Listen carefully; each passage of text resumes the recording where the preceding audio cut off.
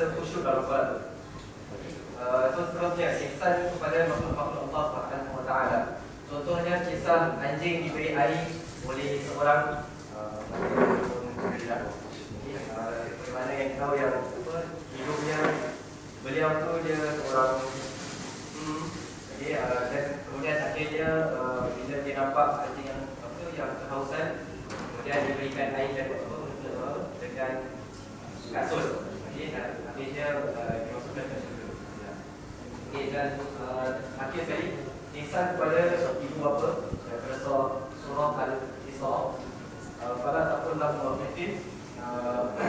Janganlah kita berkata kepada mereka. Contohnya sentiasa menghormati mereka. Jangan menderhaka kepada mereka. Sebagai seorang anak perlulah membalas undi mereka lah. Buat mereka yang telah bersusah payah membesarkan kita dan sebagainya. Jadi doa anak soleh buat kedua ibu bapa. Ini antara 3 amalan yang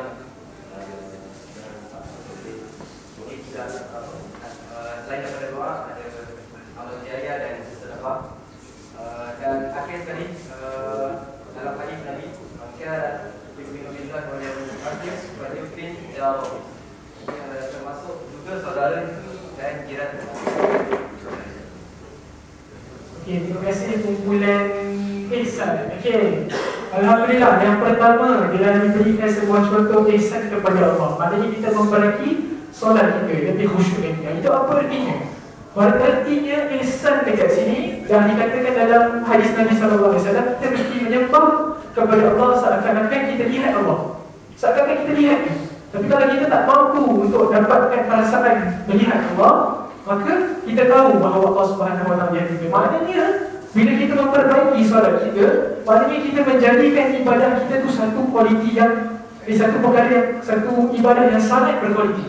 Kita nak ibadah kita ni kualiti. Kalau sekadar kita lakukan yang wajib, kemudian perkara tersebut ada kekurangannya. Kita nak kualiti. Itu dinamakan ihsan.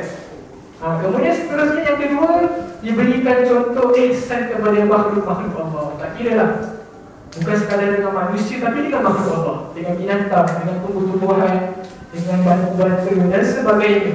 Dalam khutbah minggu lepas kita dah dengar siapa dengar khutbah mengenai keseimbangan dalam ciptaan Allah. Kita nak kena jaga ciptaan Allah ni, macam mana jaga hak-haknya. Dan ada satu kisah yang ceritakan seorang ahli maksiat, seumur hidupnya dia lakukan maksiat, tapi akhirnya dia lihat seekor anjing yang kehausan, diberikan minum, kemudian Allah Subhanahu wa taala masukkan dia ke syurga. Sebab ihsan yang telah diberikan kepada makhluk Allah. Makhluk Allah anjing tau. Anjing kalau kita lihat seekor makhluk yang najis, kita tahu dalam Islam kita ada najis. Tapi walaupun anjing tersebut adalah najis, diberikan minum itu juga dinamakan ihsan kepada makhluk Allah. Dia tak boleh menzalimi apa-apa makhluk Allah. Kemudian seterusnya terakhir ihsan kepada kedua ibu bapa. Dinamakan keridaan ibu bapa itu keridaan Allah itu terletak dalam keridaan ibu bapa. Jadi kita lihat, kita kena menghormati mereka. Kemudian jangan derhaka kepada mereka. Kemudian setelah mereka kembali kepada Allah Subhanahu wa taala, kita juga masih boleh berbakti dengan kedua ibu bapa. Macam mana? Dengan doanya mereka. Kerana doa anak saleh itu Allah Subhanahu wa taala akan teruskan, akan mengabulkan doa anak yang saleh. Kemudian seterusnya menjaga hak-hak jiran kita. Itu dinamakan hablum minallah. Ihsan dengan Allah, hablum minannas. Ihsan kepada Allah dan juga ihsan kepada manusia. Terima kasih daripada kumpulan ihsan, insya-Allah. Okey, seterusnya kita berikan daripada kumpulan Islam. Okey, kita dah mungkin kita dah kesuntikan masa, jadi saya minta maaf bagi kumpulan-kumpulan yang lain. Nanti kita boleh, mungkin kalau kita ada masa nanti, kita boleh memberikan pembelajaran. Jadi ini adalah kumpulan yang terakhir sebelum kita nak kita Ustaz Khairil untuk memulaikan ataupun mensyarahkan apakah pertifaan yang telah kita dah terangkan. Okay? Assalamualaikum warahmatullahi wabarakatuh. Seperti kami tahu yang Islam maknanya perdamaian. Okey, anak akan ceritakan apa yang anak alami sebagai dengan masalah terhadap keluarga. Dan poin pertama adalah silaturahmi dalam keluarga. Jadi anak melihat saudara anak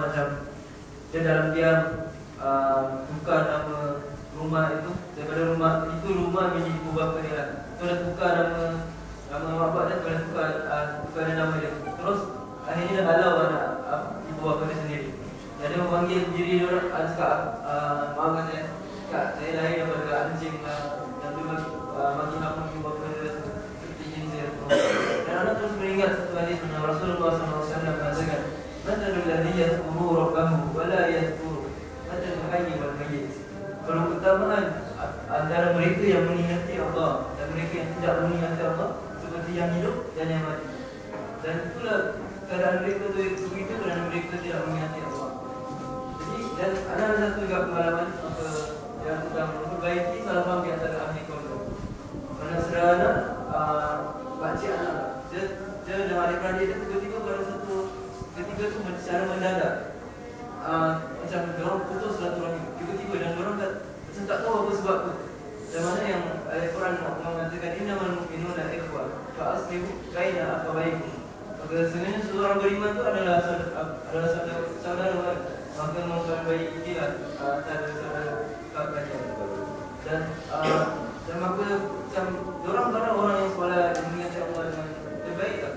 Dan jadi bapa anak kumpulkan mereka semua dan akhirnya kita tahu kenapa diorang begitu. Kerana ada sihir di dalam.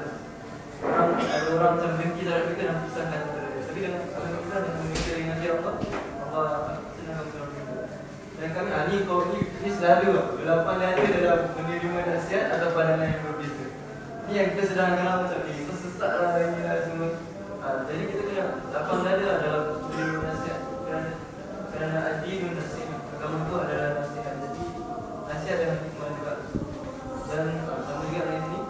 Dan ini kita pun ingin menginginkan kebaikan untuk ahli keluarga kita. Walaupun kita tidak boleh beri hidayah kepada dia, kita hanya beri nasihat. Dan mungkin dengan nasihat tu ada banyak cara. Kadang kita tak seorang direct. Tapi kadang yang kita kasih macam buku dan diri dia sendiri akan berfikir.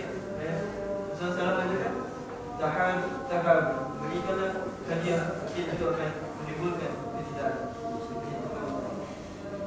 Masya Allah.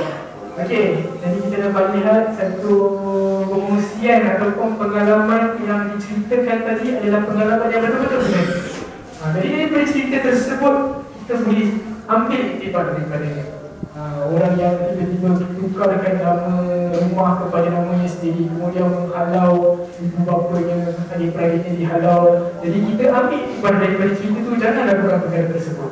Okay, kemudian selain daripada itu, contoh yang diberikan juga di Islam adalah mengenai perdamaian.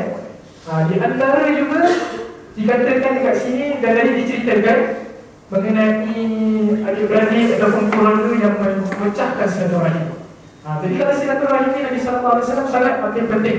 Kerana Nabi SAW dalam hadis yang mengatakan tidak halal bagimu untuk memasuki syurga bagi yang qati'. Apa arti qati'? Qati' itu maksudnya yang memutuskan silaturahim. Tidak halal bagi kamu untuk masuk syurga kalau kamu adalah di kalangan orang yang memutuskan silaturahim. Jadi kita mesti jaga silaturahim kita. Itu yang dinamakan pendamaian Islam. Kemudian dikatakan terlampau berada untuk nasihat. Kita nak nasihat orang boleh, tapi bila orang nasihat kat kita kadang kita susah. Sebab apa? Sebab manusia ni ada ego dia sikit kat situ. Jadi kita kalau boleh kita hilangkan ego tersebut, kita terima nasihat tersebut. Sebab orang yang nasihat kita itu adalah penghantaran yang Allah Subhanahu Wa Taala hantar kepada kita, supaya kita sedar apakah kesilapan kita yang telah lakukan. Jadi terima kasih bagi kumpulan yang terakhir untuk memberikan satu presentasi mengenai Islam. Okey, yang lain, saya terima kasih kerana memberikan contoh-contohnya dalam kertas picture tu. Tapi kalau sekiranya ada masa nanti kita boleh kongsikan. Dan saya minta maaf sebab kita tak mempunyai kita suntukkan masa. Dengan itu saya serahkan program for ini kepada Ustaz. Alhamdulillah, terima kasih Ustaz Zuti. Kalau tak dapat manfaat tak? Alhamdulillah, semua dapat manfaat. Tapi cuma saya tengok tadi satu benda yang saya rasa Abbas bergembira kerana yang present semua yang muda-muda. Tapi adakah yang muda-muda tu present kerana bukan disapu boleh yang lebih berpengalaman, insyaAllah. Tapi syukur kerana kurang-kurangnya secara langsung ataupun tidak langsung kita dah faham arti for ayat. Yang pertama Iman, ilmu, ihsan, Islam. Daripada presentation tadi, penyembahan tadi dan apa yang persembahan dan kemudian dijelaskan oleh Ustaz Zulki, saya rasa semua dah faham kriteria iman.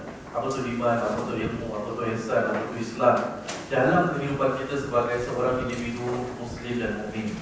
Tapi dari sudut sebagai rumusan, dari sudut perspektif lain, sebagai individu yang mewakili ataupun menerajui baris depan, sebagai imam, sebagai muazzin, kelasnya di masjid, kelas kita ini, ia adalah lebih daripada itu. Bukan sekadar kepercayaan kita kepada Allah, tetapi dia lebih daripada itu. Mungkin saya boleh ambil satu contoh, iman boleh kita kaitkan dengan sifat amanah. Maknanya kadang-kadang bila kita diberikan jadual kan di masjid dan kemudian itu adalah amanah tugasan untuk kita melaksanakan tugas dengan sebaik-baiknya. Sebab ramai lagi yang di luar ingin menjadi imam muazzin di masjid kalau sekiranya diberikan peluang. Jadi bila contohnya nama kita diletakkan dalam senarai sebagai imam muazzin untuk harian, sebagai imam muazzin untuk khatib Jumaat, sebagai imam muazzin hari raya dan sebagainya, kita kena pikul tanggungjawab itu. Ini adalah amanah yang telah diberikan kepada aku kerana aku seorang yang beriman. Itu adalah salah satu contoh.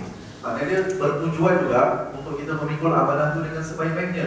Bukan sekadar maknanya ambil amanah tersebut, tiba giliran kita, dah aku datang tak bisa. Tapi maknanya buat dengan sesungguhnya mungkinnya, terbaik. Buat ini amanah. Kita kena buat yang terbaik. Dan kalau kita rasa ada kekurangan dalam diri kita, ada kecurangan, contoh kekurangan dari sudut kesihatan, kita rasa okey, ini amanah. Tapi dalam masa yang sama, kalau sekiranya aku meneruskan amanah ini, akan membuatkan kekurangan kepada pengharapan daripada jemaah, maka cara yang terbaik kita sebagai orang beriman cari jalan yang lain. Contohnya macam itulah. Maknanya itu keimanan. Kemudian kita tengok tentang ilmu. Ilmu bukan sahaja ada ilmu, tapi adab menggunakan ilmu. Contoh, setiap daripada individu daripada kita mempunyai latar belakang yang berbeza. Ada yang belajar, bagi orang-orang yang berpengalaman, belajar kat surau, belajar dengan pokok guru kita. Ada yang belajar, bagi adik-adik, kita belajar dengan guru ini, guru itu dan sebagainya. Dan kemudian dalam pembelajaran kita, ada perkara asas, ada perkara cabang. Yang mana kita kata, kita belajar, aku belajar, ni tak ada, ini ada, ni tak ada, ni ada dan sebagainya. Tapi, adakah kita perlu melaksanakan tanggungjawab tersebut? Contoh, kita sebagai imam muazzin di baris depan, kita belajar lain, kemudian kita tengok keadaan di situ lain, terus kita menukar sesuatu. Saya kasih contoh. Tetaplah kita ketahui bahawasanya dalam fiqh, pandangan Imam Syafi'i rahimahullah, iaitu apabila kita melaksanakan imam subuh contohnya kan, kita sunat aba'ad merupakan untuk kita membaca doa kunut. Dan dalam masa yang sama, letaklah kita belajar, aku belajar, boleh dia tinggalkan dan sebagainya contoh. Tapi kita tengok tradisi dan konteks keadaan masjid tersebut dah terbiasa dengan benda tersebut. Jadi walaupun kita mempunyai ilmu di belakang, tapi adab untuk menggunakan ilmu itu perlu ada. Ilmu bukan saja ambil ilmu, tetapi adab ni. Tengok keadaan sesuai ke tidak. Hatta Imam Syafi'i rahimahullah mengatakan bahawasanya doa kunut itu sunnah abad. Tapi bila dia solat di masjid Imam Hanafi, yang mana ada maqam Imam Hanafi, dia tidak membaca doa kunut kerana menghormati adat tempat tersebut. Jadi kadang-kadang contohnya kita dah biasa tengok, masjid ni dah terbiasa lepas solat, dia berzikir-zikir kepada Allah, berdoa kepada Allah. Alangkah indahnya kalau sekiranya kita mengikut kaedahnya, walaupun kita ada pendirian kita sendiri. So maknanya kat sini, ilmu pun penting. Bukan sahaja sekadar kita nak mencapai ilmu, tadi kita baca tentang ilmu, yes, kita belajar dan sebagainya. Tapi bagaimana nak mencorak dan menggunakan ilmu tersebut. Kalau kita tengok tentang ihsan, kan? Oh, aku Imam Bilal, itu tugas aku. Ada jemaah datang dalam keadaan yang contohnya tak cari tandas, tak memerlukan bantuan. Oh, saya tak tahu saya Imam Bilal di sini. Kan? Maknanya ihsan, kita kena ada roh atau sifat ukhuwah kita kepada manusia. Maknanya sebagai imam dan muazzin kita tak boleh cakap kita tak tahu. Orang ke level orang-orang yang datang masjid, dia kadang-kadang akan tengok siapa yang di baris depan. Dia tak akan tanya orang ni siapa, tapi dia akan tanya setiap soalan yang seolah-olah semua kita tahu. Betul tak? Saya sendiri di masjid, kalau saya memimpin solat, kadang-kadang lepas sembahyang ada orang jumpa, Ustaz, macam mana saya nak pujuk isteri saya. Soal nak pujuk isteri pun tanya kita, kan? Maknanya kadang-kadang kita tengok apa-apa soalan pun akan diajukan siapa yang berada di baris depan. terutama sebagai yang memimpin dan yang menjadi asisten pemimpin. Dan apabila kita menjadi asisten pemimpin, contohnya kita pun akan ada ihsan, maknanya kat situ bersamalah. Nanti kita kena pastikan ilmu kita cukup. Aku tak boleh sekadar bilal aja. Seorang muazzin kena ada ilmu sebagai imam, dan imam kena ada ilmu sebagai muazzin, dan kena ada ihsan antara satu dengan yang lain. Maknanya tolong-menolong antara satu dengan yang lain. So yang terakhir adalah Islam. Maknanya Islam ini membawa kepada kebaikan, perubahan, perbaiki diri dan sebagainya. Jadi kat sini kadang-kadang Islam untuk kita ini, especially kita kena Islamkan yang pertama, membawa kepada kebaikan minda kita, minda fizikal kita. Kadang-kadang kita tengok apa hal ni, dulu biasa je kat masjid, tak payah aku nak datang-datang kursus, tak payah aku nak kena begitu, kena begini ni, tiba-tiba nak kena datang kursus. Hari Ahad aku baik-baik nak teknik dengan isteri kat Gelang dah, kacau dah. Yang adik-adik alamak kacau dah, ada urusan lain, semua dah start. Maknanya kita kena Islam minda kita, sebab keadaan dulu tidak seperti sekarang. Sekarang, macam saya katakan, masyarakat melihat siapa yang berada di depan, dan yang ada di depan itu sebagai role model yang mana mereka akan ikuti.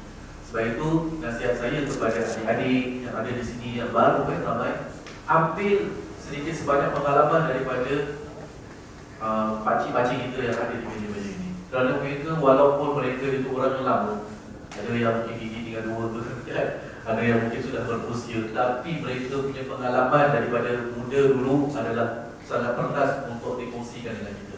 Sebab itu kita tengok tadi permulaan kita campurkan, bertujuan untuk kita kongsi kenal-mengenal, biar lebih dewasa, didik yang bantu sama-sama menyayangi yang kecil pula menghormati yang dewasa. Jadi bila kita kata kat sini, Islam untuk membawa kebaikan kepada masyarakat akan ada impact, insyaAllah. Okey? Boleh? Jadi insyaAllah kita akan berikan 2 minit untuk toilet break, dan kalau sekiranya ada main dan sebagainya. Dan insyaAllah lepas itu diharapkan dapat bertegas, kerana kita akan ada sedikit sebanyak ucapan daripada General Manager kita sebentar ini, insyaAllah. Boleh? Boleh semua? Alhamdulillah. Okey, sekian. Assalamualaikum warahmatullahi wabarakatuh. Sebelum saya terukun, nanti minta Asatidz bagikan Puan Ai punya booklet untuk dibuat rujukan, insyaAllah.